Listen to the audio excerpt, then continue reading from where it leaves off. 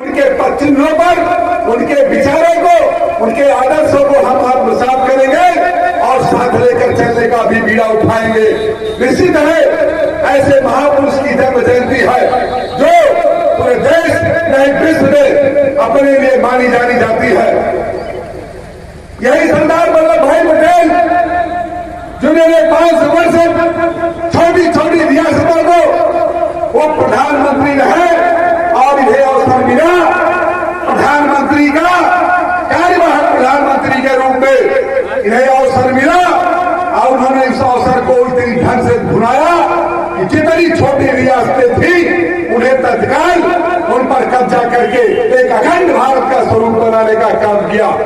ऐसे हमारे लौह पुरुष सरदार पटेल जी थे। स्वतंत्रता आंदोलन में आपने जो भूमिका अदा की है, अपनी प्रैक्टिस को छोड़ करके आपने महात्मा गांधी जी के साथ उनके नक्शे कदम पर चल करके उस आंदोलन को भाग देने का काम किया और उनके आंदोलन में बढ़ चढ़ करके आपने हिस्सा लिया और एक असहयोग आंदोलन को चलाने का काम किया। तो महात्मा गांधी जी ने खुश होकर के आपको सरदार की उपाधि दी थी। उसी टाइम से सरदार पटेल वल्लभ भाई पटेल को सरदार पटेल कहा गया। यही नहीं मित्रों, सरदार वल्लभ भाई पटेल के जो कीर्तन है, जो उनका जीवन वृत्त है, निश्चित है सभी हमारे वक्ताओं ने रखा है।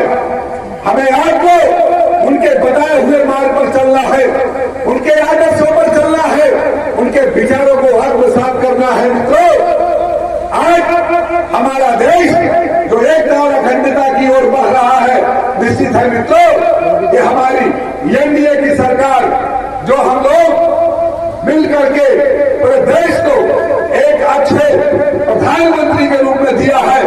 आदरणीय नरेंद्र मोदी जी जिन्होंने सरदार पटेल जी की ऐतिहासिक प्रतिमा लगा करके पूरे विश्व में संदेश दिया कि अगर कोई है विश्व को एकता की रूपता में अगर साबित करने वाला तो सरदार वल्लभ भाई पटेल है। आज पूरे विश्व में वो गुजरात के अंदर सरदार वल्लभ भाई पटेल की है, जिसको लगाने का श्रेय अगर किसी को जाता है तो आदरणीय प्रधानमंत्री नरेंद्र मोदी जी को जाता है। इसलिए मित्रों, इसलिए कह रहा हूं, बहुत सी सरकारें बनी है, बहुत सी सरकारों ने देश में राज किया, लेकिन ऐसे महापुरुष, ऐसे लौह पुरुष के लिए किसी ने सोचने की न जरूरत की, न उसके पास सोचने का वक्त आया।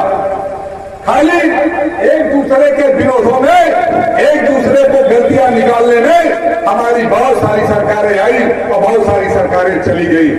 लेकिन मित्रों, सरदार वल्लभ भाई पटेल ने अपने पद को, अपनी सरकार को, सबको उन्होंने अपने देश की एकता और अखंडता के लिए, देश को एक रूपता के लिए, हमारा देश कैसे प्रगति करे, हमारा देश कैसे विश्व में एक नंबर हो, ये सोच और ये चिंता उनके पास सदैव बनी रही।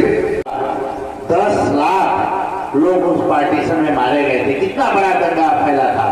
उस दंगे को कंट्रोल करना किसी के बस की बात नहीं थी। तो प्रधानमंत्री के पद से बड़ा उस दंगे को कंट्रोल करना था। जो नया नया एक राष्ट्र का उदय हुआ था, उसे बचाना था। तो सरदार पटेल ने उसका जो बखूबी उसका निर्वहन किया, ये और किसी के बस की बात नहीं थी। प्रधानमंत्री बनने के बाद उन्होंने जो प्रशासनिक सेवाओं का जो भारतीयकरण किया, वो किसी के बस की बात नहीं थी। तो सरदार पटेल ने बहुत सारे काम किए। वो सारे काम उस एक प्रधानमंत्री पद से बड़ा था, क्योंकि सबको पता था नेहरू जी विद्रोह करेंगे। तो एक विद्रोही को गांधी जी नहीं चाहते थे कि इस नए राष्ट्र का जो उदय हुआ है, जो खंड खंड भारत था वो अखंड हुआ है, उसमें कोई विद्रोह हो। इसीलिए गांधी जी ने सोचा कि सरदार पटेल को हम जो जिम्मेदारी देंगे वो बखूबी निभाएंगे। लेकिन आप लोग ये भी जान लीजिए, वो प्रधानमंत्री भले भी नहीं थे, लेकिन उनका कद प्रधानमंत्री से ऊंचा था। जहां तक आज राजनीतिक रूप से काम करने वाले बहुत सारे व्यक्ति होते हैं, उनके बीच में इतना ज्यादा मतभेद होता है कि दुनिया देखती है, सब देखते हैं और उस दल का काम प्रभावित होता है। है, लेकिन कि अंडर में रह कि गुजरात से आकर के उस अधूरी इच्छा को जो कि संपूर्ण विलय होना था, मोदी जी ने उसका विलय किया, उसके लिए उन्हें कोटि कोटि धन्यवाद। इसके अलावा सरदार पटेल ने बहुत सारे काम किए और उनके बहुत सारे कथन हैं जो हम सभी, माता बहन तिवारी जी ने कहा कि कायर लोग बहाना ढूंढते हैं और सरदार पटेल जो है उसी बीच से रास्ता निकालते थे।